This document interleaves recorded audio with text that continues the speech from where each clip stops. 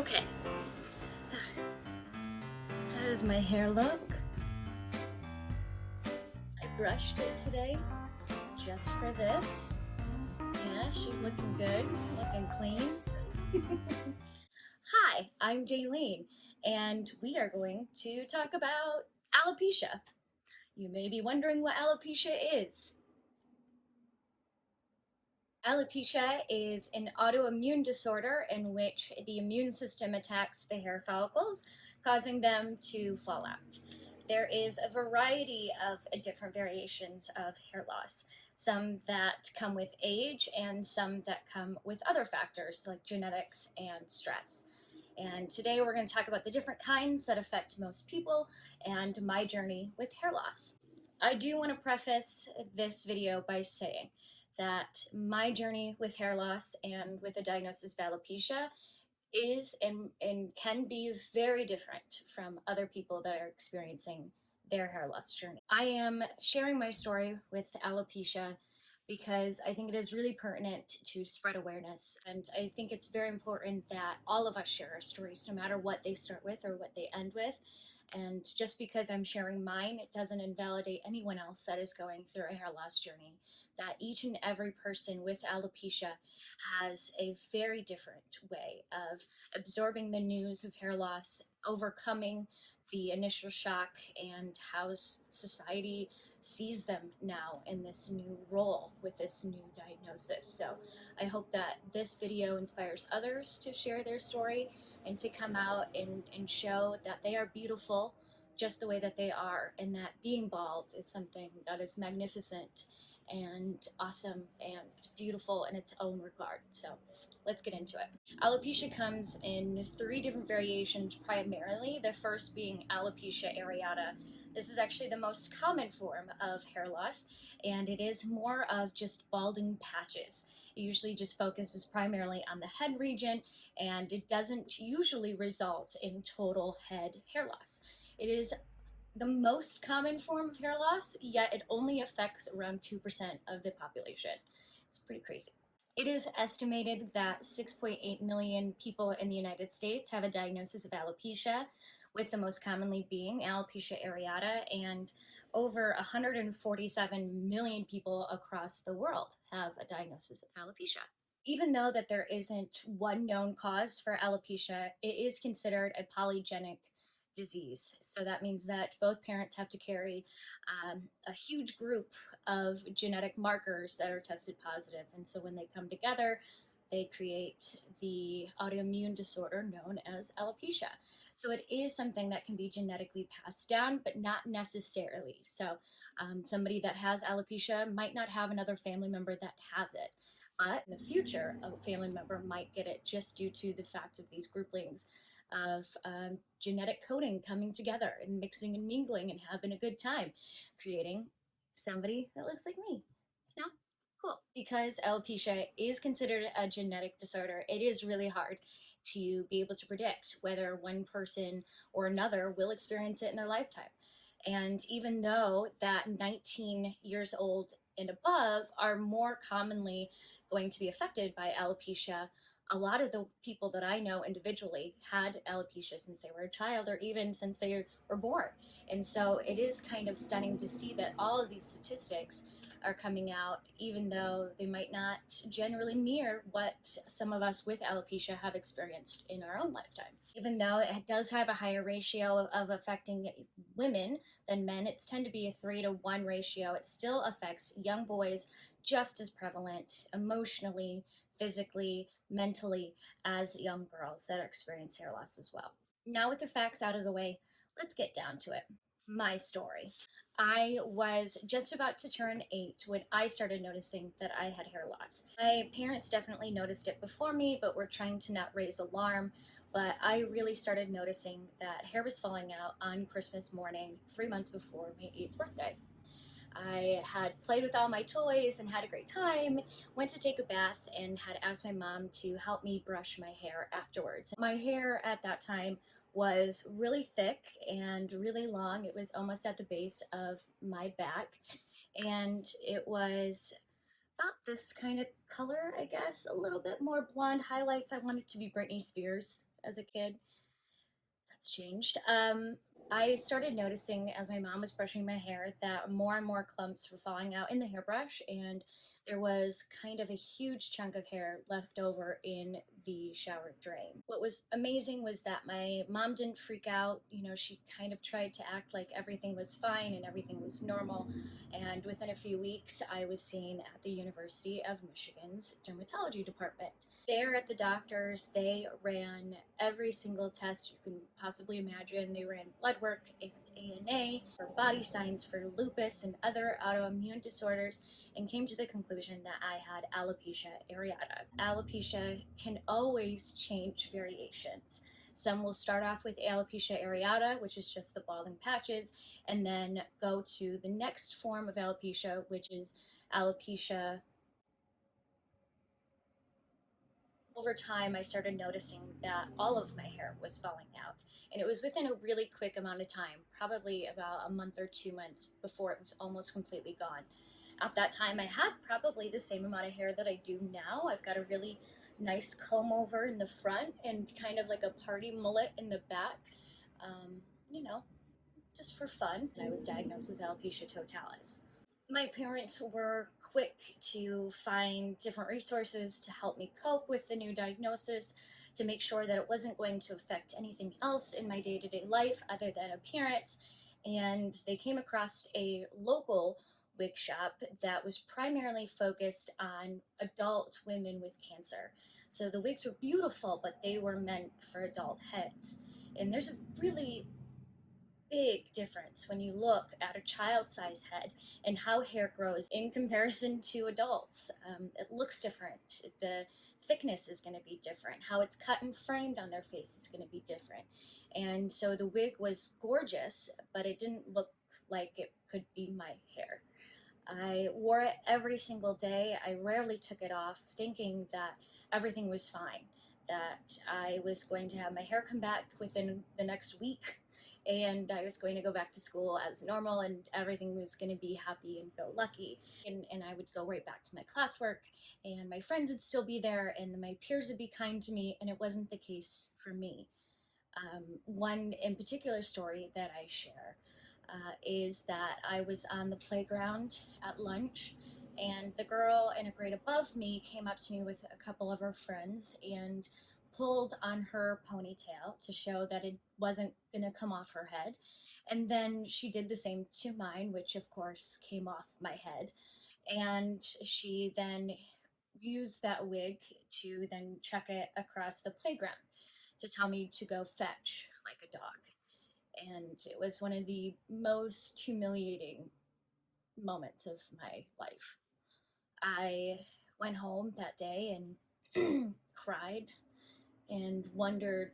I think one of the most damaging questions that anybody can ask is, why me? Why is this happening to me? And what did I do to deserve this? I immediately started to fold inside myself. I became really introverted. I stopped doing everything that I used to love to do. I was very passionate about performing and singing and acting and piano and Girl Scouts, and I stopped all of those. I saw all of my dreams as being a performer fade in front of my eyes because, in my mind, I had no thought that somebody would want to pay to see somebody that looked like me. And the voices of my peers were mirroring that in public. You know, I was being called alien and freak and baldy and told that I looked like a boy and was treated like I was contagious. And all of these things mixed together to make a horrendous stew of just self-hatred. It was then that my mom really started seeking alternative means to help me cope with what was going on, because something needed to happen, something needed to change. She found an organization online called Wigs for Kids in Michigan and instantly made an appointment and drove me the 2.5 hours to their salon. I was 10 years old at this time and very shy, very introverted, very scared, nervous to meet new people because I had no idea how they were going to judge me. I walked into this tiny little salon in the back of a strip mall, and this wonderful woman and her staff greeted me with the utmost respect and care and love. And I sat in a salon chair for the first time in years, and she measured my head, which in my mind was so crazy at the time because I had only been given these wigs that were made for adults, or I went through this very impersonal process of trying to get a hairpiece from other companies more well known and kind of sketchy because the wig that I received was nothing as what I had ordered, and it by the time it came it didn't even fit. So check into those sources when you decide to donate your hair, ladies and gentlemen, please. But Wigs for Kids of Michigan was something entirely different. I had my head measured. I got to pick out the colors that were going into the wig. I was asked the thickness and which way I wanted the part to go, and if I wanted a lace cap or if I wanted something that was like a vacuum sealed wig cap. It was incredible and something that I now look back on as a pivotal moment of me realizing that there were people out there that were generous and kind hearted and didn't see me as just a diagnosis. They saw me as a person. 6 to 8 weeks later, I received a beautiful wig that fit my head perfectly. It was a really beautiful red color, and I was starting to learn how to make myself appear normal in public, which was the only way I could fathom going out into the public space. I had, within the few years between 9 and 12, I had gone to the last variant of alopecia, which is universalis. Alopecia universalis affects all and total body hair loss, and so I had nothing. I had no facial hair to make myself appear normal. All of the head hair was gone. I had nothing. But because of these tricks that we were taught through the Wigs for Kids salon, I was able to at least kind of band-aid the problems that I saw within myself.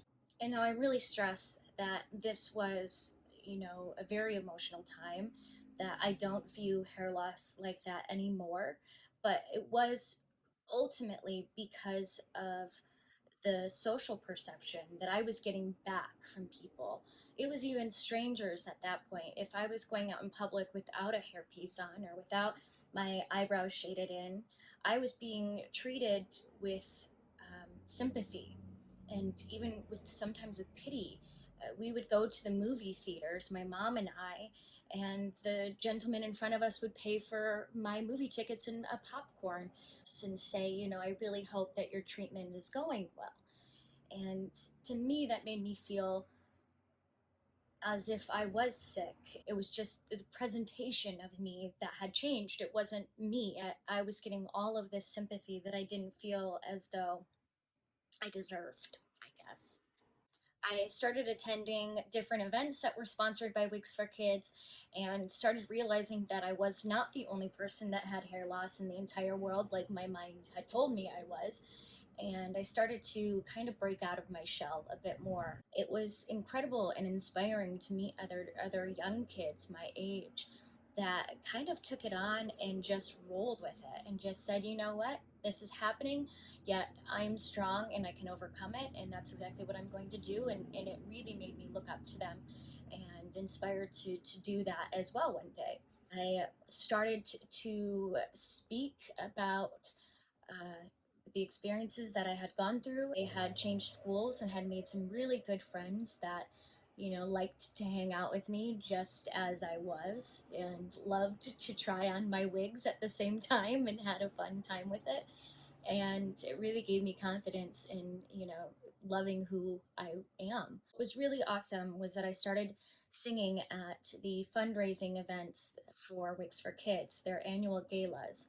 It was just something that started off as an invitation to sing a song one year, and then it slowly developed into me performing or speaking every year really brought me back onto a stage and reminded me that I loved doing this and that it didn't matter what I looked like because I could make a room full of people feel a certain way if I share what is in my heart. And that's what I was doing. So at the age of 13, I decided to enter a beauty pageant. And this was what you think of a beauty pageant being. It was in a mall and it was glitz and glamour, and I had no idea what I was up against. I was in the oldest age division of 13 to 18, youngest person in that category, and was still very fearful for being on stage and especially being judged by random strangers and everybody else you're competing with. So I really had no expectations. I just wanted to get back on a stage and feel that joy of performing. I did it. And I walked away with the ultimate grand supreme winner. What really is the epitome of overcoming all of this internal struggle was the fact that I had won an award called the Overall Prettiest Hair Award. And I was wearing a wig made of probably 13 other people's hair. It brought me to tears, and I'm pretty sure my mom also sobbed in the audience, knowing that 5 to 6 strangers not only had no idea that I had hair loss, that I had alopecia, but that they also thought that the hair on my head was gorgeous and the most prettiest hair. And it made me realize that if I didn't make it a big deal, if I stopped stressing every second that I was out in public, if somebody could tell, or if my wig was too far back, that if I stopped worrying about all of this stuff, then I could finally realize that it was stuff that I didn't need to worry about, that everyone else is dealing with their own tribulations that they have to go through in their lives. And, just to give people breaks every once in a while by simply just releasing everything out of your mind. So that brings me to kind of my last chapter of the last 2 decades. I started performing more often in community theater roles. I started doing auditions again in Chicago and going all across the United States to model for hair companies, be in international hair campaigns.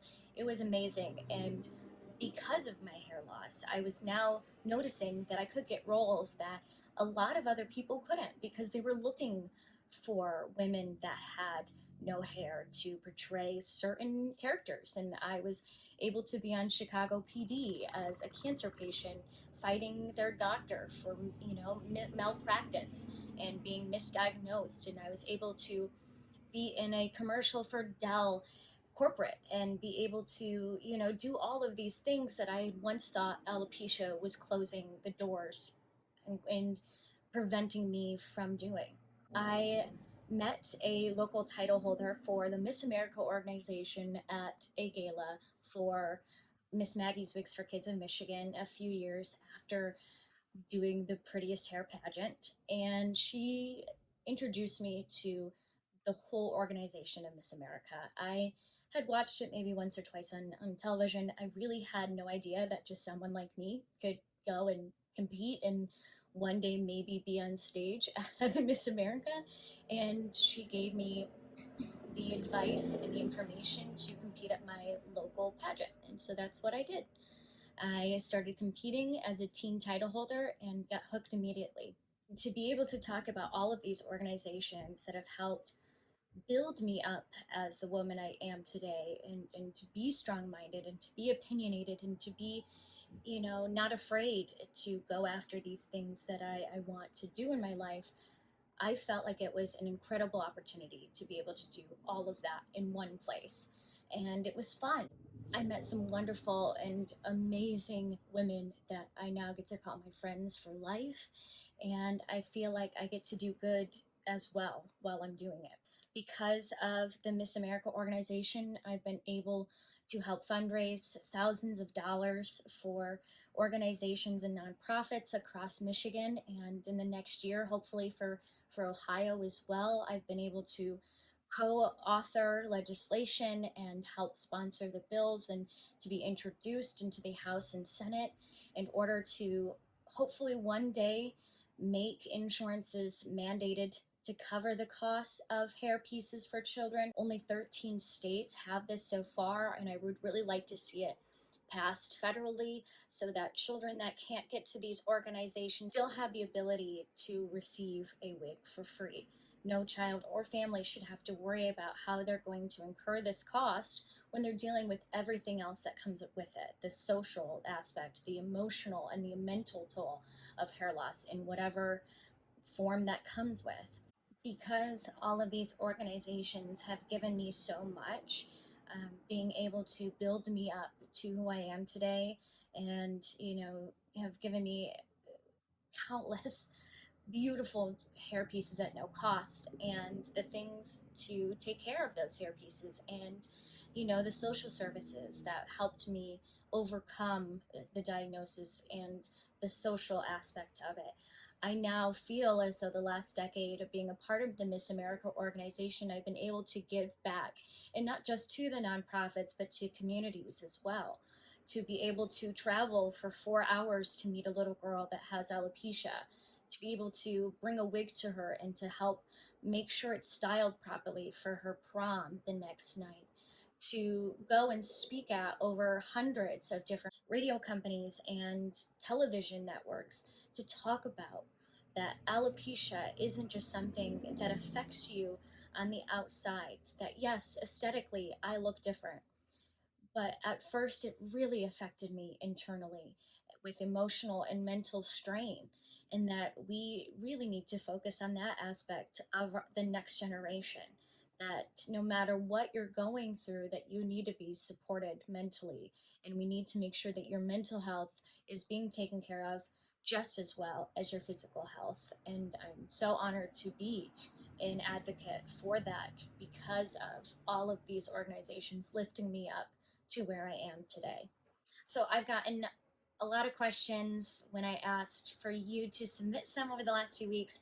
There's a ton, so I'm going to try to go through them as fast as I can, but also being as thorough. So if I don't answer it as well as you would have liked, please feel free. We will get into a wonderful conversation. I love talking about this.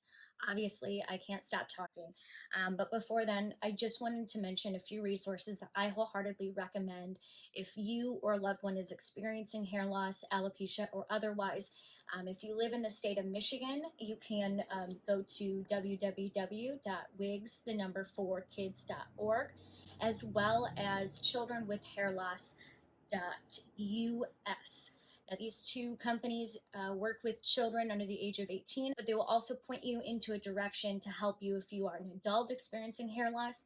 They are completely reputable. They've been a part of my life since I was 8 years old, and they make sure that no person is going without the care that they need. If you are in Ohio, you can go to www.hairline.com, as well as wigs, FOR for kids.org. These two companies are also reputable, and they will help make sure that if you're a child in need of a hairpiece, that you'll have that at no cost. And if you're an adult, they'll point you in their direction of getting help as well. On to questions. First question is, has hair loss ever affected newly made friendships or new relationships that you've gotten into? Yes. At one point in time, I was so concerned about what people would think about me that I would actually hold off in telling them that I had hair loss until like the third or fifth time I saw them. So at summer camps, I would wear my wig nonstop throughout the night, which I usually don't do. I would wear it even in the shower, or if I'm going swimming in the lake. I wore it constantly until like the third night, when my camp counselor would kind of huddle us all together and be like, you know what, this girl named Jaeleen, she has hair loss. She wants to tell you a little bit about it. And it made me feel as though that these new people that I was meeting were able to experience me before possibly determining that I was something else because I had a diagnosis of hair loss. I can't confirm or deny if it really affected friendships It was just something that I had developed in my mind and had made the decision that it was going to affect possible friendship outcomes. But I did notice a big difference when I was starting to date that, at least when I was younger and didn't know how to pick them right, I guess. I did notice so when I was younger and just starting to date that, if they did not know about my hair loss and I was starting to tell them, or if they had, asked questions about it, noticed that I changed my hair color a lot, that there was particular instances where I would be what the kids are now calling ghosted, where they wouldn't text me back or call me back or whatever. But I've noticed now that I am more confident in who I am, and it doesn't seem to be an issue. And if it does, I'm able to walk away knowing that that was not right for me. Whereas a young teenager, it was always, I was to blame, and only if I was different would they like me. And that's not the mindset to go into. And that's why I'm, trying to raise awareness so that young girls and young boys realize that, like, if somebody denies you because of who you are and things that are completely out of your control in particular, they're not the right people to be around. And I guess that's the takeaway message. If you're going to take away one, that's it. Good question. Why do you let your hair continue to grow if it doesn't grow in all the way? Wouldn't it be easier if you were to shave your head? Probably. It probably would be a lot easier. I know a lot of good friends of mine that just kind of, say peace out to having hair. And if they grow back in any type of hair, they just cut it right off and they look gorgeous and stunning. Beautifully newborn babied head. Not even. Babies have more hair than I do. Um, but I know a lot of, especially women, that look stunning without hair. But for me, I've noticed that my hair tends to grow in when I'm doing things that are healthy for my body, exercising, drinking water, taking vitamins, doing those things. And for me, it's a progress where if I notice that my hair is coming in, I know that I'm doing something amazing for my body. And I think that's just really cool to show what a body is capable of. And for me, that is something that I kind of measure through that. I know that I've gone through a really stressful point in my life when I'm starting to lose my hair. One of my eyebrows is kind of a little lighter than the other one recently, and it's because I'm not drinking enough water or because I'm not exercising during this crazy time. Doctors also state that if you have hair loss for more than 8 years, you're more than likely not going to experience regrowth. Usually, the follicles tend to die off after 8 years, and so it stops any future growth from forming. And so, for me, almost going on 20 years of hair loss and still being able to grow some to some degree, I have my eyelashes back, I have most of my eyebrows back, I've got some hair growth. To me, it's just a reminder of the incredible things the body can do and to continuously kind of overcome expectations that the world sets for people, I think is basically the reason why. And also, under my blonde wigs, it makes me look like I've got low lights for free. So it's fun. Where do you style your wig and what do you call it? Well, let me show you. Don't be alarmed. This little girl is very old and she's been through a lot. She's probably a good 15 years old, but this is what I use to style my wigs. You can see here it's got a table clamp. You just change it to the variation of what the edge of the table is. It's amazing because you can yank on this sucker and it's not going anywhere. But then also I use little T-clamps to put in through, so she's got a lot of battle scars you can see. But yeah, this is my wig head, and I use this to primarily style all of my wigs. When I'm, making a part, I tend to do on my head though, so that I can make sure that it looks normal and natural on my head, because it is going to be completely different when you put it on somebody else's head, including hers. What advice would I give to my younger self? Simply put, bald is beautiful, and you're not the only one.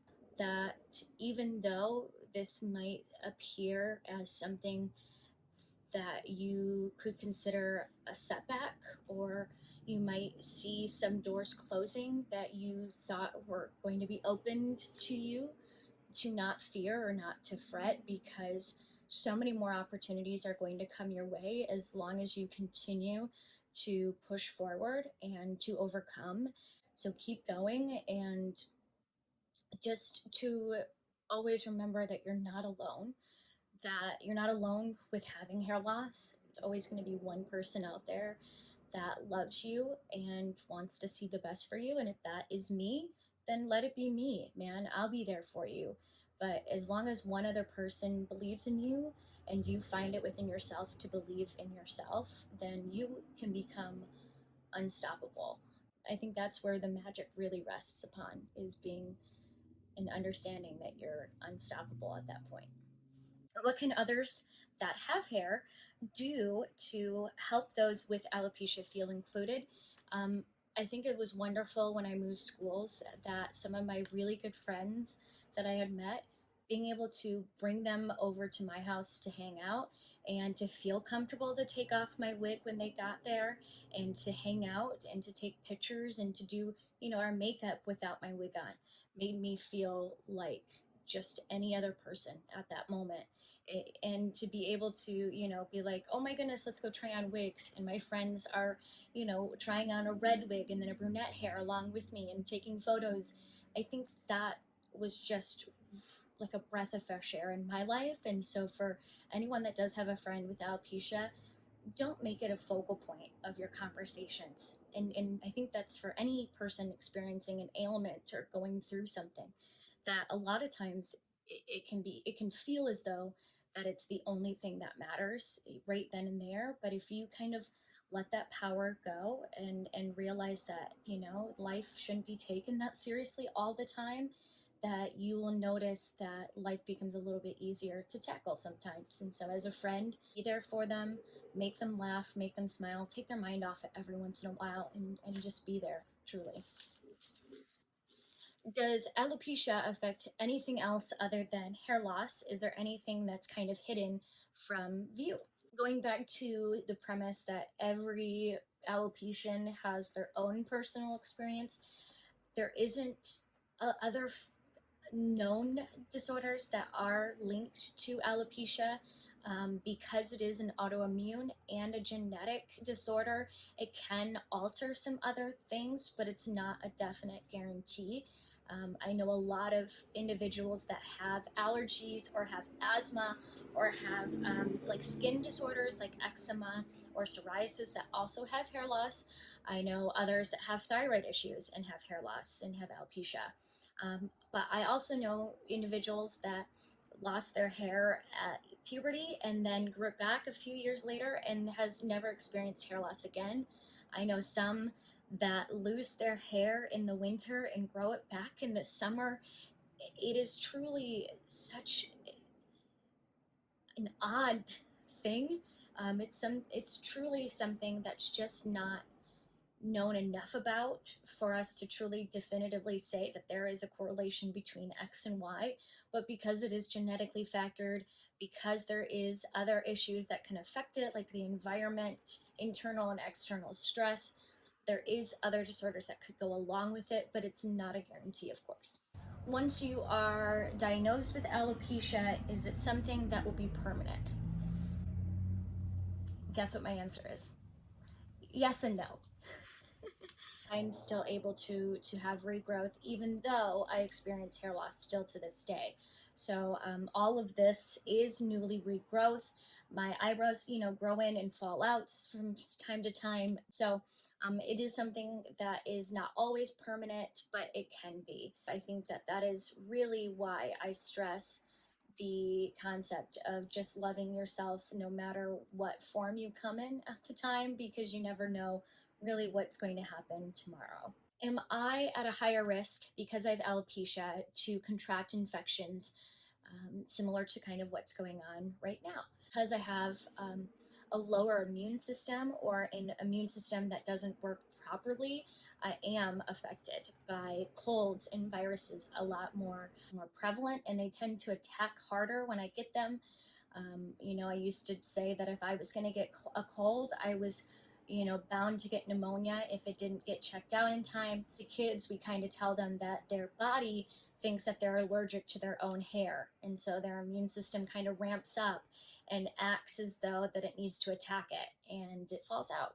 And so that's yes and no to being sick, but I tend to get sick quite a bit. Ooh, how much are wigs? Good question. They vary. And the reason why I wanted to pass legislation and to write legislation in Ohio was because really nice hair pieces, the ones that, people always mistake as my real hair, are in the upwards of $3,500, and they take a lot of manpower to create. One natural complete human hair wig can take in the upwards of 13 ponytails worth of donated hair to make. This one you'll see here is synthetic based. It's completely synthetic. This is something I got on sale for like $25, and it feels kind of crunchy like a Barbie doll. The big difference though are the wig caps. You can see here I've had this wig for maybe 2 3 weeks at this point, and you can already tell that some of the hair is breaking, and you can see that this wig cap is really dark. And so if I was to wear this and the hair kind of parts the wrong way, you're going to see these, they're called track lines, and you're going to see them because the hair wasn't put into the wig cap one by one. Usually with really nice beautiful human hair wigs, the hair is knotted by strands. And so you get something that looks like this instead. And so this is a human hair wig, cost about 3,000 to make. I was charged nothing because of a nonprofit organization, and it was designed to fit my head. You can see here that there's stays, but I can also tape it or glue it if I need to. And you can see that there isn't any of those tracks. So in the back, when you're to kind of move the hair, if you're to part it, there's nothing to be seen. There's nothing at all that would show or would notify somebody that this is a wig, because it looks like the back of a head. It's pretty incredible. But that's why I really stress, donating. If you're able to donate your hair, it has to be unprocessed and undyed hair. It has to usually be 10 to 12 inches is what they recommend. Some places do take 8. Check the websites for more details. But, it takes a lot of work to get one hair piece. And a hair piece can last a child that's really active a year to 2 years tops. They get diagnosed at a young age, they're going to go through a lot of them, and it really can dramatically alter how a child perceives themselves, as well as how they feel about themselves in public. And the last question is, why do I wear wigs while competing for the Miss America organization? I get this question more often than not in the private interview portion of the competition, solely because I am one that speaks out about loving yourself for who you are, being very bald positivity.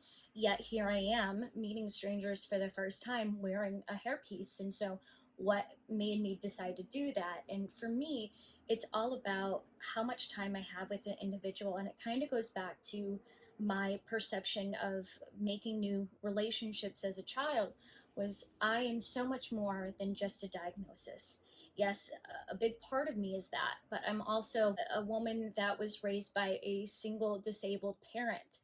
I've lost one of my parents. I have a master's degree. I have a SAG affiliate card with acting, and I've been, able to travel all across the world and live in Australia, and I have all of these other things that I want to share, to show in the regards of competing that I have the capabilities to handle the job of the title. There's so much that I want to share with the judges, primarily at that moment, that I don't want us to get wrapped up on the fact that I am bald.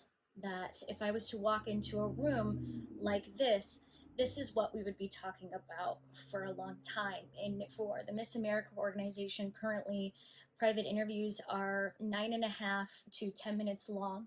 And I don't want to spend so much time on this, because there are so many other things we can talk about that would describe why I'm capable of doing the job, why my characteristics match what this job description entails and why I would be the best candidate to do what I am asking to do. Being bald is a part of it. It's made me a lot stronger. It's made me have some really thick skin, and has allowed me to overcome so many other things that I never thought I would have to overcome. Yet it's not the full story. And so I like to be able to share everything with the people that are dictating whether or not I'm going to get a job. And I want them to make sure that they are picking the right candidate with the best qualifications for that job. And that goes far and beyond me just being someone who's bald. I choose to wear a wig to kind of cushion that topic and that conversation, but I make it a goal and my mission to continue speaking about having hair loss and the necessity of having legislation in place to cover the cost of these hair pieces as my platform, as my social impact initiative, because it still is imperative whether or not I am wearing a wig at the moment. It's still something that I advocate for because children everywhere should feel as though they are empowered and they matter, and that they are unique and their talents are necessary to this world. And that's all I care about in the end. Whew. Okay, we did it. I did it. You did it. You listened. Thank you so much for staying through this probably really long video. It's probably the half of it. I have probably so many stories I could share about a lot of other things, but that's it for now. So thank you so much. This is my third attempt at filming and uploading, so let's see if Jaeleen can get this right. On today's, Jaeleen tries to reason with technology and doesn't care. I am so thankful that you have watched this video. Why are there so many trucks outside right now? I hope that you share this video to spread awareness. September is Alopecia Awareness Month, and if you or a loved one is looking for more information, would like to stay up to date on new testing, new results with genetic coding, as well as how to garner attention, awareness, or to help other organizations, you can always go to the website naaf.org, which stands for the National Alopecia Areata Foundation. They've got an exorbitant amount of information on there that can help out anyone in need. And I thank you so much for supporting me in my journey through hair loss. And I am so happy that you are able to help now spread awareness of alopecia. Thank you.